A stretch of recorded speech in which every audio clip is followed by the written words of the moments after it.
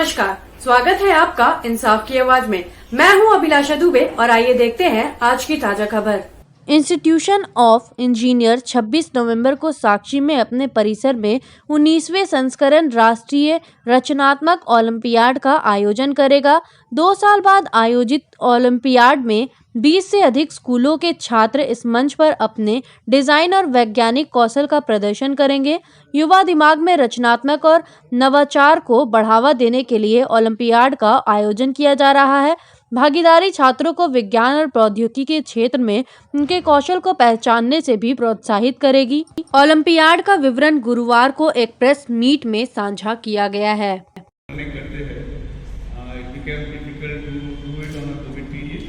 तो ये 2 साल हम लोग नहीं कर पाए, तो ये हमारा 19th exploiting fluid power for a greener earth, सारे जो फोकस है हम लोग का इनोवेटिवनेस है, इम्प्रूवमेंट। मैं अनुराग अग्निहोत्री हूँ और यहाँ टाटा स्टील में आईटी डिपार्टमेंट में चीफ हूँ और यहाँ ये जो नेशनल क्रिएटिविटी ओलंपियाड का आयोजन हो रहा है इसका मैं ऑर्गेनाइजिंग सेक्रेटरी हूँ। 2 दिवसीय कार्यक्रम में क्या हो रहा है?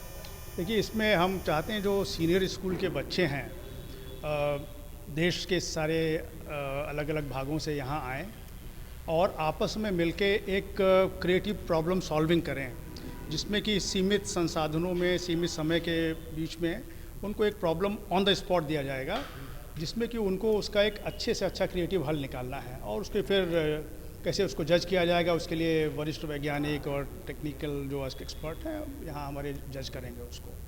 क्या उद्देश्य है इसका? देखिए, उद्देश्य जैसा कि नाम से है क्रिएटिविटी ओलंपियाड, बच्चों की जो सृजनात्मक क्षमता है, उनकी जो सृजनशीलता है, उसको हम कैसे उभार सकें, कैसे हम उनको बचपन से ही एक कम उम्र में ही पकड़ सकें कि ये जो उनका जो बहुत ही कहना चाहिए स्वाभाविक उनकी जो उत्सुकता है, जो चीज़ों को एक्सप्लोर करने की क्षमता है, उसको हम कैसे आगे ला सकें, जिसे क्रिएटिविटी हम लोग कहते हैं। और यही उद्देश्य है कि बच्चे यहाँ आके एक साथ समझें कि इस चैलेंज को कितने और ढंग से और टीम्स भी कर रही हैं।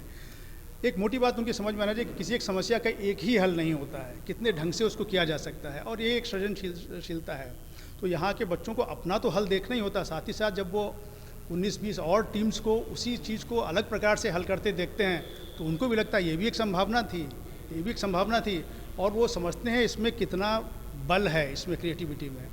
जैसा कि आपको मालूम है, हमारी सरकार ने, प्रधानमंत्री जी ने स्टार्टअप इंडिया पर इतना जोर दिया हुआ है, जहाँ की हमारे जो यंग एंटरप्रेन्योर्स हैं वो आजकल इंडिया को समझिए स्टार्टअप का एक हब उन्होंने बनाया हुआ है। और ये ऐसे संभव नहीं हुआ, उससे कुछ साल पहले एक योजना आई थी अटल टिंकरिंग लैब की, जो कि हमारे हाई स्कूल्स में बच्चों के लिए लैब्स दी गई, सरकार ने उन्हें ग्रांट्स दी कि आप वहाँ इलेक्ट्रॉनिक्स, किट्स, रोबोटिक्स, मोटर्स, इनको ट्विक करके इनमें कुछ बना के नई चीज़ बनाएं ताकि वो उसमें एक्सपेरिमेंट्स कर सकें फ्री माइंड से। वो सब होने के बाद इस सीमा तक हम लोग पहुँच रहे हैं।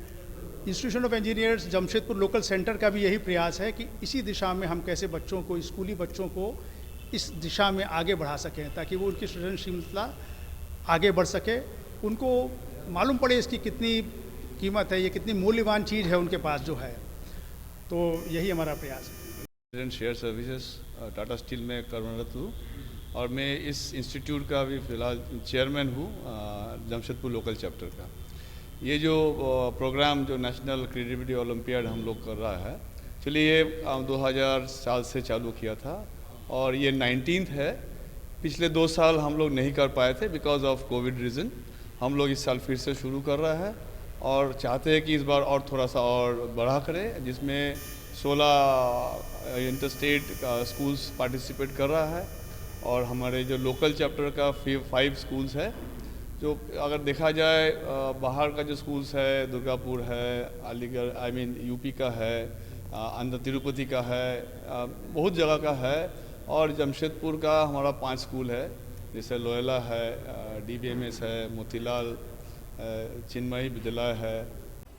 खबरों में फिलहाल इतना ही। कल फिर हम हाजिर होंगे एक नए समाचार के साथ। तब तक के लिए धन्यवाद।